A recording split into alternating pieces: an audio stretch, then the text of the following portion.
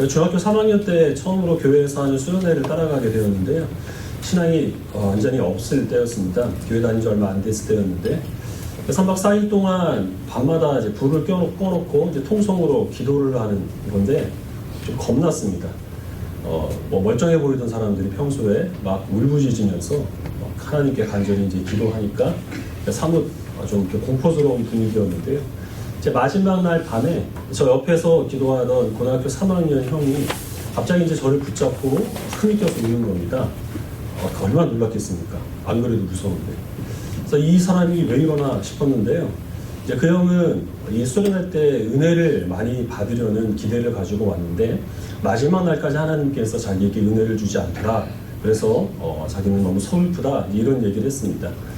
교회 다닌 지 얼마 안 됐기 때문에 은혜를 받는다는 게 무슨 말인지 이해를 하지 못했습니다. 그래서 나중에 가서 은혜를 받는다고 하는 것은 기도하는 중에 어떤 마음속에 큰 감동이 있거나 하나님께서 분명히 살아계시다는 확신이 들거나 기적이라고밖에는 말할 수 없는 어떤 응답이 있을 때 그것을 교회 다니는 사람들은 은혜라고 하는구나 하는 것을 알게 됐습니다. 그래서 그 형은 이 수련회 때 많은 은혜를 받으려는 기대를 가지고 큰 감동과 확신을 하나님께 주시겠다는 그런 기대를 가지고 왔는데 마지막 날까지 아무도 자기에게 감동도 없고 변화도 없으니까 그게 이제 그토록 이제 절망스러웠던 거죠.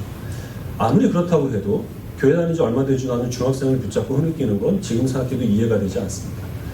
그 뒤에 제가 은혜를 받게 되었고 그래서 저도 어떤 수련회나 부흥회가 있을 때마다 처음 제가 입었던 은혜보다 더 큰 은혜를 사모하면서 열심히 참여를 했는데요.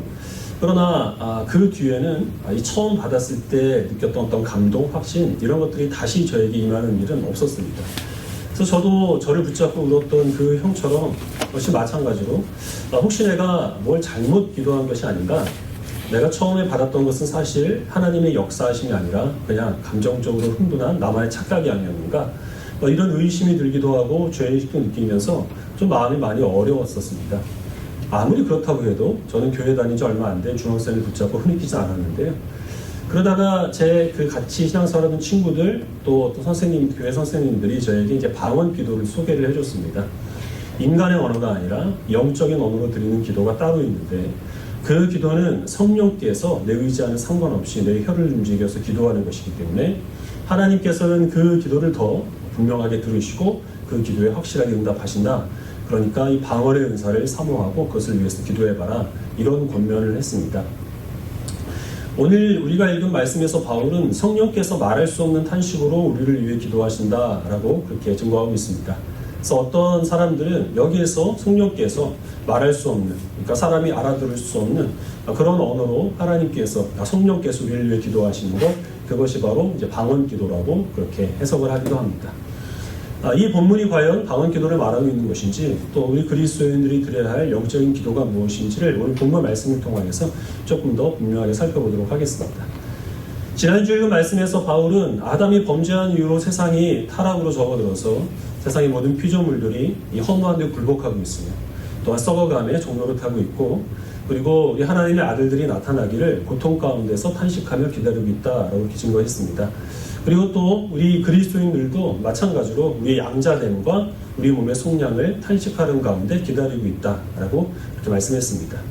오늘 말씀에서는 우리의 연약하심을 성령께서 아시고 성령께서 말할 수 없는 탄식으로 우리를 위해서 기도하신다. 그리고 이 사람의 마음을 살피시는 하나님께서 하나님이 뜻대로 기도하시는 성령님의 기도를 들으시고 응답하신다. 이렇게 말씀하고 있습니다. 성령께서 우리를 위하여서 말할 수 없는 탄식으로 간구하고 계시다는 것이죠. 근데 성령께서 간구하시는 이 기도는 우리와는 별도로 성령님만이 드리는 기도는 아닙니다. 우리는 기도할 생각도 갖지 않고 아무것도 하지 않는데 그런 우리를 위하여 성령께서 기도하여 주시는 것은 아니라는 말씀이죠. 15절 말씀에 보면 양자의 영이신 성령의 그 도우심으로 우리는 하나님을 아버지라고 부르며 부르짖는다라고 말씀하십니다. 부르짖는다는 것은 단순히 하나님을 아버지라고 부르는 것을 의미하는 것이 아니라 간절히 소리치는 것을 뜻하는데요. 당연히 이것은 기도를 의미합니다. 왜 우리는 하나님을 아버지라고 부르면서 소리쳐서 주님의 도우심을 구할 수밖에 없을까요? 하나님의 자녀로 우리는 부름받았지만 그러나 세상은 아직 온전히 하나님 나라로 회복되는 것이 아니죠. 그래서 세상은 하나님을 대적하고 예수 그리스도를 믿는 우리들을 대적합니다. 이런 세상 가운데서 우리가 주의 백성으로 부름 받았는데 우리는 하나님의 백성답게 살 수 있는 능력이 없기 때문에 그래서 많은 괴로움과 고난 가운데서 하나님을 아버지라고 부르면서 주의 도움을 요청할 수밖에 없는 겁니다. 하지만 우리는 아직 온전한 하나님의 백성으로 우리가 변화되지 않아서 우리가 부르짖는 기도는 사실 하나님의 뜻에 합당한 것이 될 수가 없습니다. 예를 들면 어떤 고난이 우리들에게 임했다고 생각을 해보십시다. 그때 우리가 기도하는 것은 무엇인가요? 이 고난이 내게서 비켜가기를 우리는 기도할 수밖에 없죠. 그러나 그때 성령께서는 우리의 연약함을 아시고 우리를 위하여서 하나님께 기도하십니다. 성부 하나님께 드리는 성령님의 그 기도의 제목은 이 우리로 하여금 그 고난을 비켜서는 것이 아니라 고난을 맞닥뜨리고 감당하고 견뎌내기를 성령께서는 우리를 위하여 성부 하나님께 기도하신다는 겁니다. 왜냐하면 성부 하나님께서 우리들의 삶 속에 고난을 허락하여 주시는 이유는 그 고난을 통하여 우리가 하나님을 더욱더 의지하게 되고 그 고난으로 말미암아 우리가 하나님의 축복의 통로가 되며 하나님께서 그 고난을 이기는 성도를 통하여 영광을 받으시기 때문에 그 하나님의 뜻대로 성령 하나님께서는 우리를 위하여 고난을 견뎌내도록 기도하신다는 겁니다. 그럼 성부 하나님은 두 가지 기도를 들으시는 거죠. 고난을 비켜가게 해달라는 나의 기도와 그 고난을 견뎌내게 해달라는 성령 하나님의 기도를 들으십니다. 어느 기도에 성부 하나님께서 응답하시느냐 하면 내 기도가 아니라 나를 위하여 드리시는 성령 하나님의 기도에 성부 하나님께서는 응답하신다라는 것이죠.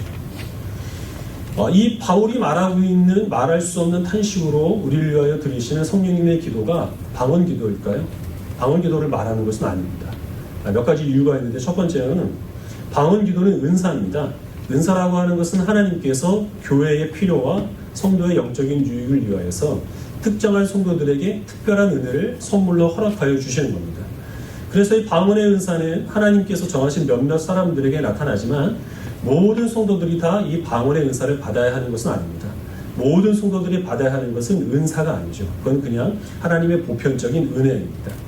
그런데 믿는 자를 위하여서 말할 수 없는 탄식으로 성령님께서 드리시는 기도는 몇몇 사람들에게만 이 허락되는 축복이 아니라 모든 하나님의 자녀된 백성들을 위하여 성령 하나님께서 기도하시는 것이기 때문에 이 성령께서 드리시는 기도는 은사가 될 수 없습니다. 그래서 이것은 방언을 뜻하는 것이 아니죠. 두 번째로 방언 기도라고 하는 것은 내가 드리는 기도입니다. 그것은 이 성령께서 나를 대신하여 드리는 기도가 아니라 결국 우리 자신이 하나님께 드리는 성령의 도우심을 드리는 기도죠. 그러나 지금 이 바울이 말하고 있는 이 말할 수 없는 탄식으로 성령께서 드리시는 것은 내가 하나님께 기도를 드리는데 그 기도와는 별개로 성령 하나님께서 나를 위하여 성부 하나님께 드리는 기도입니다. 나를 통하여 드리는 기도가 아니라 나를 위해 드리는 기도이기 때문에 이것은 방언 기도와 같을 수가 없는 것입니다. 마지막 세 번째로 이 로마서에서 이 쓰고 있는 말할 수 없는 탄식이라고 하는 표현은 인간의 들을 수 없는 또는 이해할 수 없는 그런 특별한 언어라는 의미가 아니라 단순히 소리가 나지 않는 이라는 뜻입니다. 즉 말로 표현되지 않는 그런 기도라는 말씀이죠. 성령 하나님께서는 우리가 기도할 때마다 항상 우리를 위하여 성부 하나님께 기도하고 계시는데 그런 성령 하나님의 기도를 우리는 들을 수가 없다는 겁니다. 왜냐하면 우리의 귀에 들리도록 성령 하나님께서 기도하지 않기 때문입니다. 그러나 우리는 홀로 하나님께 기도한다고 하더라도 지금 이 순간 성령 하나님께서 나를 위하여 성부 하나님께 간절히 기도하고 있다는 사실을 확신할 수 있는 겁니다.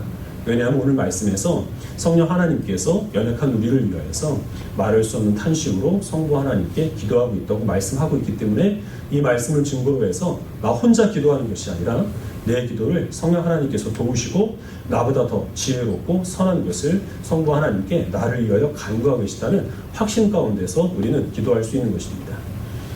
방언의 은사는 상당히 우리들에게 많은 유익을 줍니다. 확실히 그냥 일반적인 언어로 기도하는 성도들보다 방언으로 기도하는 성도들이 열심히 그리고 더 오래 기도를 하게 됩니다. 그리고 성도 개개인에게 있어서도 하나님께서 분명히 살아서 하신다는 그런 확신이 이 방언으로 기도하는 성도들 가운데는 그렇지 않은 성도들보다 더 굳건하게 자리를 잡고 있습니다. 그러나 저는 개인적으로 방언을 위하여서 하나님께 기도를 해본 적이 없고요. 또 방언으로 기도해 본 적도 없습니다. 그래서 이제 어떤 사람들은 코카콜라 같은 것을 빨리 발음을 하면 어느 순간 방언이 터진다고 그렇게 저희 가르쳐줬는데요. 콜라보다는 사이다죠. 색소도 없고. 이 방언으로 기도했던 제 주변에 있는 많은 친구들의 그 어떤 열심히 있는 기도의 모습은 참 볼받을 만한 것이었지만 사실 그들의 평상시의 삶이 그렇게 본받을 만한 거룩함이 있었는가 하면 저는 나름대로 그렇지 않다라고 생각을 했고, 기도할 때 방언으로 열심히 기도하다가도 교회를 나오지 않는 친구들, 그때 하나님을 등진 친구들도 있었기 때문에 그게 저에게 꼭 필요하다라고 그렇게 생각을 하지 않았습니다. 여러분들이 혹시 기도에 있어서 아니면 하나님께 대해서 어떤 확신이 있고 열심을 가지고자 한다면 방언의 은사를 사모하면서 기도하는 것도 저는 좋을 것이라고 생각을 합니다. 하지만 사실 대부분의 은사들이 그런 것처럼 이 방언의 역사도 자기가 열심히 간구했다고 하나님이 주시기보다는 하나님께서 임의로, 그래서 홀연히 임하게 되는 경향이 있기 때문에 이것을 위해 기도했는데 그 은사가 나에게 주어지지 않았다고 해서 실망할 필요는 없는 것이고, 무엇보다 중요한 것은 꼭 방언 기도가 신령한 기도는 아니라는 것입니다. 모든 성도들은 다 하나님께 신령한 기도를 드려야 합니다. 하지만 방언의 은사는 특별한 몇몇 성도들에게만 주권적인 하나님의 은혜로 허락되는 것이기 때문에 이 방언으로 기도하지 못했다고 해서 우리가 신령한 기도를 드리지 못했다, 우리는 열등한 성도다, 이렇게 생각할 필요는 전혀 없다는 것이죠. 그러면 신령한 기도가 무엇인지 우리가 말씀으로 좀 더 살펴보도록 하겠는데요. 사무엘상 1장 9절부터 11절까지 말씀을 한 절씩 계속 하겠습니다.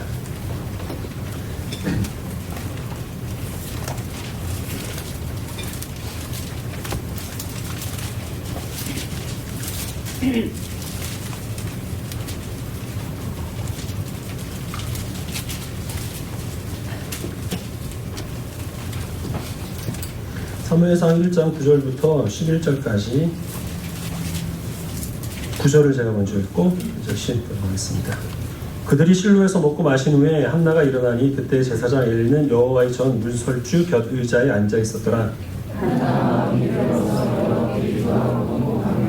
서원하여 같이 읽겠습니다. 서원하여 이르되 만군의 여호와여, 만일 주의 여종의 고통을 돌보시고 나를 기억하사 주의 여종을 잊지 아니하시고 주의 여종에게 아들을 주시면 내가 그의 평생에 그를 여호와께 드리고 삭도를 그의 머리에 내지 아니하겠나이다. 아멘. 이 내용은 기도에 관해서 설교를 할 때 예전에도 살펴본 적이 있기 때문에 여러분들 잘 아실 내용이지만, 성도의 신령한 기도에 대해서 또 이 본문만큼 명확하게 교훈하고 있는 내용은 없는 것 같아서 다시 읽게 됐습니다. 사사시대에 엘가나라는 사람이 있었는데요. 부인이 둘이었습니다. 한나와 브닌나였는데, 한나는 자식을 낳지 못했고 브닌나는 자식을 낳았습니다. 그래서 브닌나가 자식을 낳지 못하는 한나를 멸시하고 또 조롱해서 그것 때문에 한나가 마음에 많은 상처가 있었습니다. 남편은 한나를 사랑해서 그 한나에게 좋은 선물을 주고 또 위로해 주려고 했지만 그 마음속에 있는 열등감, 또 브닌나에 대한 어떤 분노, 그런 것들이 너무 커서 남편의 위로로는 마음이 다스려지지가 않았던 겁니다. 그래서 이 한나는 하나님께 제사하러 갔을 때 여호와의 그 성막에 들어가서 하나님께 간절히 기도합니다. 나를 기억하사 나에게 아들을 주시면 나는 이 아들을 평생에 하나님께 바칠 것이고 그 아들의 머리에 삭도를 내지 않겠습니다. 그래서 나시린 서약을 하는 겁니다. 하나님께서 내게 아들을 주시기만 하면 나는 그 아들을 하나님께 드리겠습니다. 이 한나가 아들을 달라고 기도한 목적은 무엇입니까? 그 아들을 자기가 키우기 위해서가 아니라 다만 아들을 낳지 못했다는 이유로 당하는 이 멸시에서 내가 벗어나기 위해서, 아들을 낳고 보란듯이 브닌나에게 복수하기 위해서, 그래서 한나는 하나님께 그 기도를 드린 것입니다. 한나는 연약한 여인이고 그가 드리는 기도는 마땅히 빌 바를 알지 못하고 드리는 부족한 기도입니다. 한나는 일부 일처제에 그 하나님의 창조 질서에서 어긋난, 그래서 일부 다처제의 그 가정 가운데서 아이를 낳지 못함으로 인하여서 많은 상처를 받았습니다. 마음속에 있는 열등감, 분노, 그런 것들을 도무지 자기가 다스리지를 못하고 있었고, 심지어는 그 가장 귀한 아들까지도 자기의 어떤 개인적인 복수의 도구로 삼고자 하는 그런 마음을 가지고 그 마음으로 하나님께 기도를 드린 것이죠. 그러나 바로 그때에 성령께서는 말할 수 없는 탄식으로 이 한나를 위하여서 한나와 함께 기도하고 계셨습니다. 성경에 성령께서 한나를 위하여 기도했다는 내용이 안 나오는데 어떻게 그것을 알 수 있느냐? 그러니까 말할 수 없는 탄식이죠. 인간의 말로 형용할 수 없고 들을 수 없는 내용으로 기도하셨기 때문에 성경에 나오지 않습니다. 그러나 우리가 무엇을 통해서 알 수 있느냐 하면 그 한나의 기도에 하나님께서 어떻게 응답하셨는가라는 것을 가지고 성령께서 이 한나를 위하여 무엇이라고 기도했는지를 알 수 있게 됩니다. 하나님께서 한나의 기도에 응답하셔서 아들을 주십니다. 그 아들이 사무엘입니다. 사무엘은 이스라엘의 제사장이자 사사가 됩니다. 그래서 사사시대의 그 암흑 가운데 있는 이스라엘 백성들을 하나님께로 인도하는 역할을 합니다. 그리고 다윗을 이스라엘 왕으로 기름 부음으로써 사사시대를 종식시키는 데에 큰 역할을 감당하게 됩니다. 성령 하나님께서는 그럼 한나를 위하여서 무엇이라고 기도하셨겠습니까? 하나님께서 한나를 들으셔서 그에게 아들을 주셔서 그로 하여금 지금 당하고 있는 상처와 멸시와 모독으로부터 그를 구원하여 주시고 그렇게 역사하여 주실 뿐만 아니라 그가 주신 아들을 통하여 하나님께서는 그 암흑 가운데 헤매고 있는 이스라엘 백성들을 혼란 가운데서 구원하여 주소서라고 기도했고, 하나님께서는 한나의 기도가 아니라 한나를 위해 기도한 성령님의 기도를 들으시고 응답하여 주셔서 사무엘이라고 하는 귀한 아들을 허락하여 주셨다는 겁니다. 비슷한 예가 사도행전에 나오는데요. 베드로가 욥바라는 지방에 들어갔을 때 거기에서 기도하기 위해서 지붕 위에 올라갑니다. 마침 식사 시간이었기 때문에 이 베드로는 기도를 하면서도 계속해서 내가 내려가서 뭘 먹을까, 배고프다, 이제 이런 생각이 시달리고 있었습니다. 분명히 기도에 집중하지 못했겠죠. 그리고 베드로는 아마도 하나님께 하나님 맨날 똑같은 거 말고 이번엔 좀 좋은 걸 먹어주십시오, 이런 걸 기도했을 수도 있습니다. 한참 밑에서는 사람들이 요리를 하고 있고 그 냄새를 맡으면서 허기진 가운데 기도하는 것이 얼마나 힘들었겠습니까? 그래서 이 베드로가 기도 중에 환상을 보는데요. 하늘에서 보자기가 내려오는데 그 보자기 안에 먹을 것이 가득 들어있는 그런 환상을 세 차례에 걸쳐서 보게 됩니다.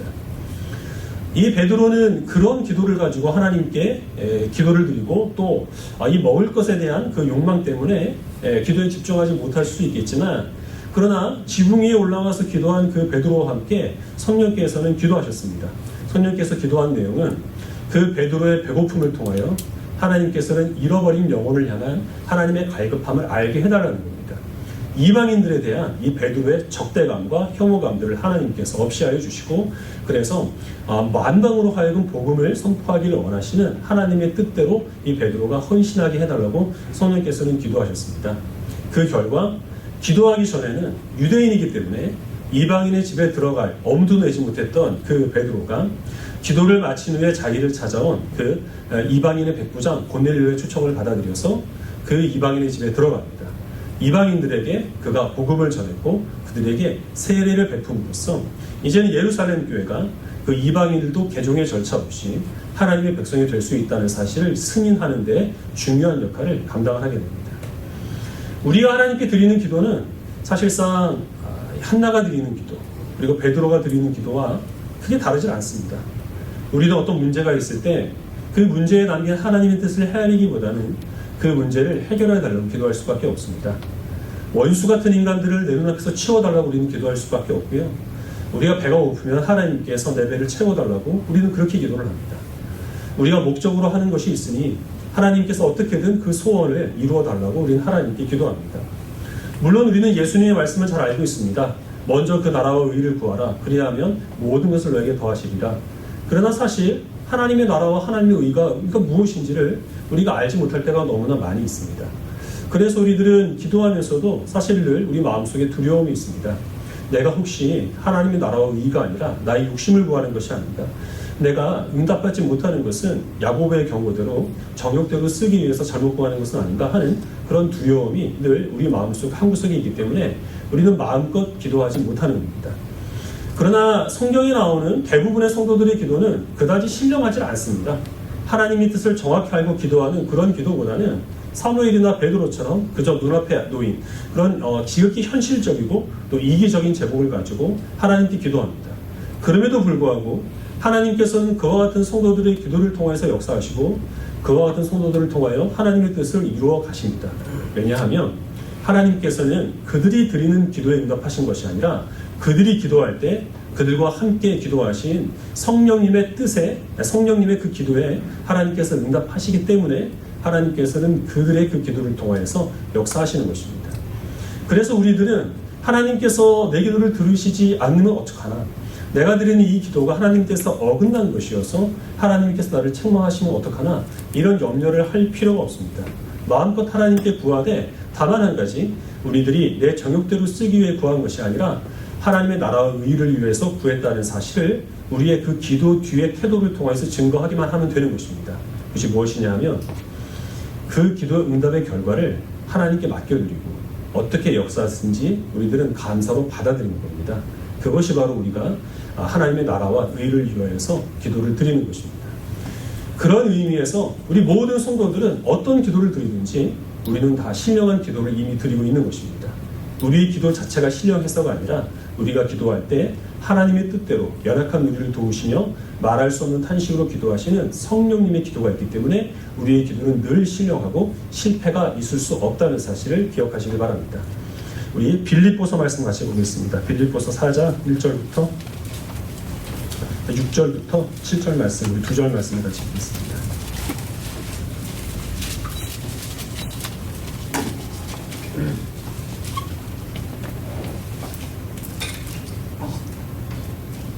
빌립보서 4장 6절 7절 말씀, 2절 말씀을 같이 읽겠습니다. 시작. 아무것도 염려하지 말고 다만 모든 일에 기도와 간구로 너희 구할 것을 감사함으로 하나님께 아뢰라. 그리하면 모든 지각에 뛰어난 하나님의 평강이 그리스도 예수 안에서 너희 마음과 생각을 지키시리라. 아멘. 기도가 우리의 마음에 확신을 허락하여 주신다라는 그런 내용인데요. 사실 우리는 기도를 하면 더 염려하게 되는 그런 경우가 많이 있습니다. 우리가 어떻게 해야 아무런 염려가 없이 우리의 구할 것을 모두 다 하나님께 가리지 않고 내려놓고 기도를 할 수 있겠습니까? 하나님께서 내 연약함을 아신다는 사실을 우리는 확신할 때 우리는 두려움 없이 기도할 수 있습니다.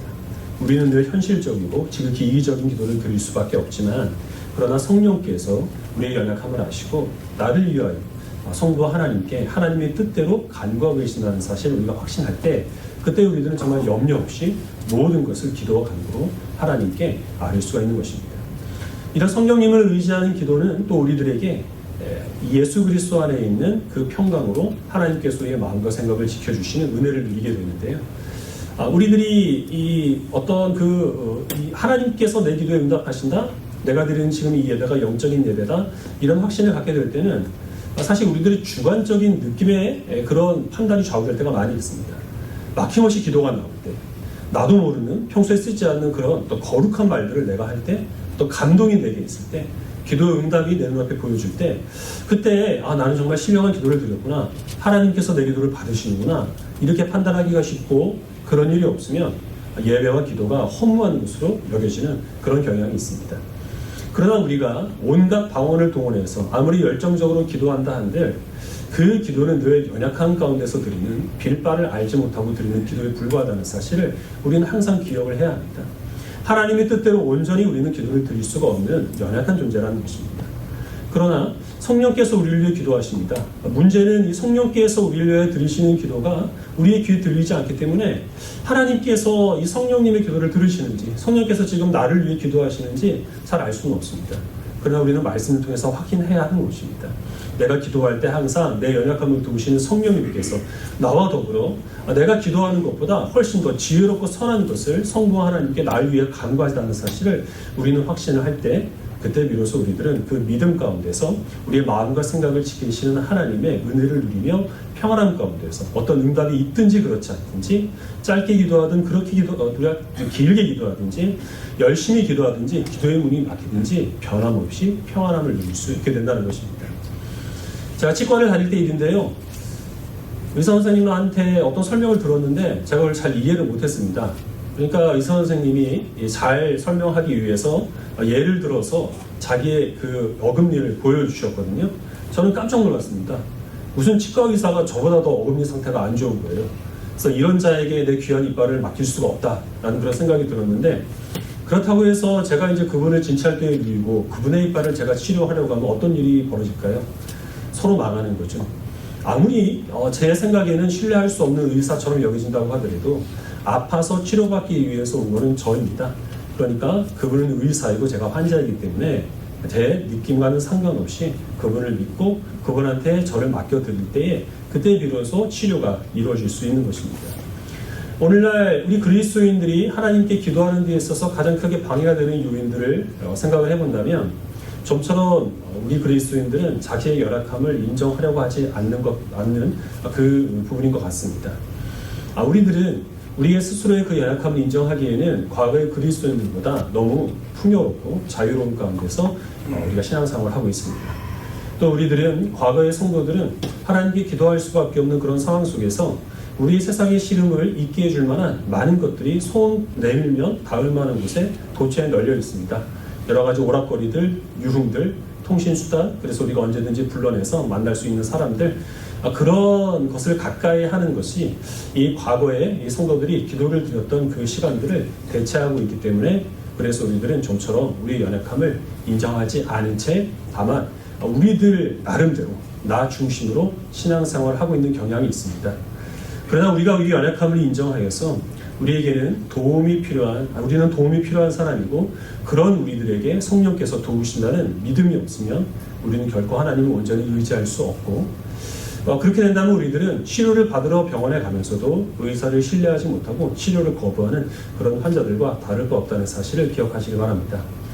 로마서 8장에서 바울이 증거하는 성령의 역사는 우리들의 그 죄를 의로 변화시켜 주시는 것으로부터 해서 우리가 죄로부터 의의 그 자유함을 누리게 되는 것과 우리가 하나님의 자녀 되는 것과 주의 백성으로 거룩하게 변화되는 그런 전 과정을 성령 하나님께서 책임지고 계십니다. 그 성령님을 떠나서는 우리는 아무것도 할 수 없는 무능한 존재들입니다. 우리들이 세상에서 우리가 모은 재물이나 우리가 갖고 있는 재능이나 우리의 외모나 아니면 사람들에게 받는 평판이나 우리의 자존심, 그런 것들이 우리들의 수치와 부족함을 절대로 가려주지 못합니다. 우리들이 아무리 신령하게 하나님께 기도를 하고 우리가 막힘없이 거침없이 주님께 도우심을 구한다고 하더라도 그런 우리들의 신앙은 늘 부족하여서 하나님의 도우심을 구하기에는 항상 도우심을 구하기에 우리가 못 미칠 수밖에 없다는 것을 우리는 늘 명심해야 할 줄 압니다. 성령 하나님께서는 완전한 성도들을 위하여서 기도하시는 것이 아니라 연약한 성도들을 위하여서 기도하십니다. 우리가 지금 드리는 이 예배가 때로는 우리의 그 기대에 미치지 못할 때가 있습니다. 하나님께 기도를 하려고 해도 무엇이라고 기도를 해야 할지 알지 못하는 그런 때가 있습니다. 또 열심히 기도한다고는 하지만 기도가 생각만큼 나오지 않아서 내가 하나님이라면 나의 이 기도에 응답하지 않겠다라는 그런 씁쓸한 마음을 가지고 일어설 때도 많이 있습니다. 하지만 그런 것은 우리가 판단하는 것이 아닙니다. 우리가 드리는 기도가 그럴듯해서 하나님께서 그 기도에 응답하시는 것이 아니라 우리는 늘 연약한 기도와 부족한 모습으로 하나님께 나아가지만 그런 우리의 연약함을 긍휼히 여기시는 성령 하나님께서 우리를 대신하여 말할 수 없는 탄식으로 간구하는 그 기도에 하나님께서는 들으시고 그 기도를 응답하신다는 사실을 기억하시길 바랍니다. 성령 하나님을 의지하는 성도들이 되시기를 바랍니다. 성령께서 우리를 위하여 들으시는 기도가 말할 수 없는 탄식이기 때문에 우리의 귀에 들리지는 않지만 성경을 통하여 약속하셨으니 우리가 기도할 때마다 성령께서 우리의 연약함을 도우시고 성부 하나님께 내가 기도하는 것보다 더 선하고 온전한 것을 간구하고 계신다는 사실을 확신하시길 바랍니다. 그 믿음 가운데서 우리의 마음과 생각을 지키시는 예수 그리스도 안에 우리에게 주어지는 하나님의 평강을 충만하게 누리는 주의 백성들이 다 되시기를 주님의 이름으로 축원합니다. 기도하겠습니다.